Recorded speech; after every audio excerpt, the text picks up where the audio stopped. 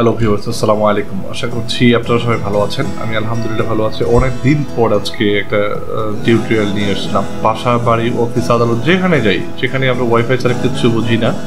তো আমরা ওয়াইফাইগুলো একটা রাউটার দিয়ে ইউজ করে থাকি। তো ওয়াইফাই রাউটার হয়ে থাকে সেটা tplink এবং Asus। আমি আজকে দুইটার রাউটার নিয়ে কথা বলবো।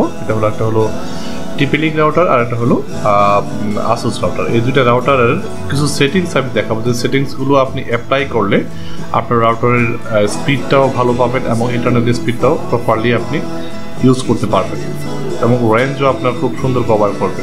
তো প্রথমে যে জিনিসটা আপনারা করবেন সেটা হলো আমি আপনাদেরকে দেখাচ্ছি।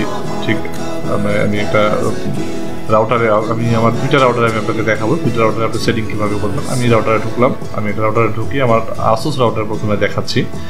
Asus যারা রাউটার ব্যবহার করছেন তাদের ক্ষেত্রে তো আমি অ্যাডমিন পাসওয়ার্ড দিয়ে ঢুকবেন। আপনার ইউজার পাসওয়ার্ড যেটা থাকে সেটা দিয়ে ঢুকবেন। ঢোকার পর আপনার এরকমটা অপশন একটা পাবেন। তো আমি এখান থেকে ডিরেক্টলি ওয়্যারলেসে যাব। দেন এখানে দেখেন ওয়্যারলেস জেনারেল সেটিংস কিছু আছে। এই সেটিংসগুলো থেকে দেখেন ওয়্যারলেস মোড যেটা আছে এটাকে আমি অ্যান্ড অনলি করে দিব। ঠিক আছে, এখানে মোডগুলো সম্বন্ধে অনেকগুলো কথা আছে। আমি আপাতত বলতেছি যা যা করতে হবে শুধু দেখিয়ে দিচ্ছি। এখানে একটা চ্যানেল ব্যান্ডউইথটা আপনি 40 মেগাহার্টজ করে দিবেন। দেন কন্ট্রোল চ্যানেল যে আছে কন্ট্রোল চ্যানেল, এখানে দেখেন এটা কেন করবেন অ্যাকচুয়ালি, কারণ হচ্ছে আপনার এখানে এটা সিলেক্ট করে দেওয়ার কারণ হচ্ছে যদি আপনার অনেক সময় দেন এখানে যে WP ইনক্রিপশন এটা আছে এটা দিবেন। আর এখান থেকে আপনি যেটা দেওয়া আছে WP পার্সোনাল যে অপশনটা আছে এইটা অপশনটা অ্যালাউ করে দিবেন। দেন আপনি এখান থেকে অ্যাপ্লাই দিবেন।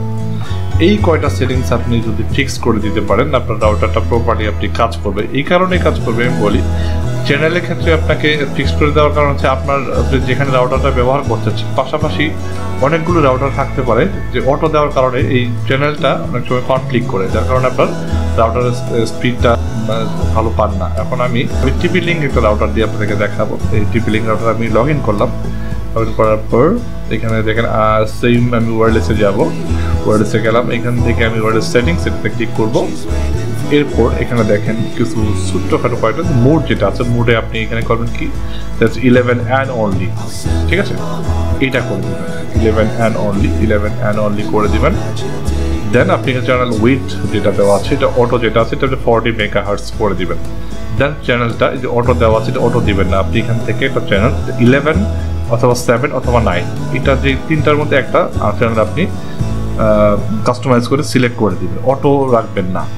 এই কারণে রাখবেন না কারণ পাশাপাশি আপনার অফিসের পাশে বা বাসার পাশে অনেক সময় অনেক রাউটার থাকে, অটো মোড দেওয়ার কারণে এটা কনফ্লিক্ট করে। এই চ্যানেলটা কনফ্লিক্ট করার কারণেই আপনার অনেক সময় সিগন্যালও ঠিকমতো পান না এবং আপনার ইন্টারনেট স্পিডও ঠিকমতো প্রপারলি আপনি ইউজ করতে পারেন না। That's it.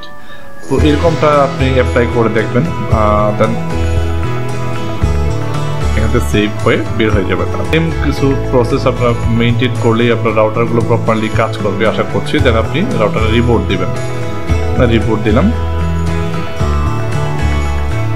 এই হলো আমার রাউটারের সেটিংসগুলো, যে সেটিংসগুলো আপনি অ্যাপ্লাই করলে আপনার ইন্টারনেটের স্পিডটা প্রপারলি ইউজ করতে পারবেন এবং ওয়াইফাই সিগন্যাল প্রপারলি আপনার রিচ করতে পারবেন। তো আশা করছি ভিডিওটা আপনাদেরকে বোঝাতে পেরেছি। আপনারা অ্যাপ্লাই করে দেখবেন এবং অবশ্যই ভিডিওর ডিসক্রিপশনে আপনারা কমেন্ট করে জানাবেন যদি অ্যাপ্লাই করার পর কোনো ধরনের আপনারা সুবিধা ভোগ করতে পারেন, অবশ্যই আমাকে জানাবেন। তো টিল দেন ভালো থাকবেন। Thanks for watching.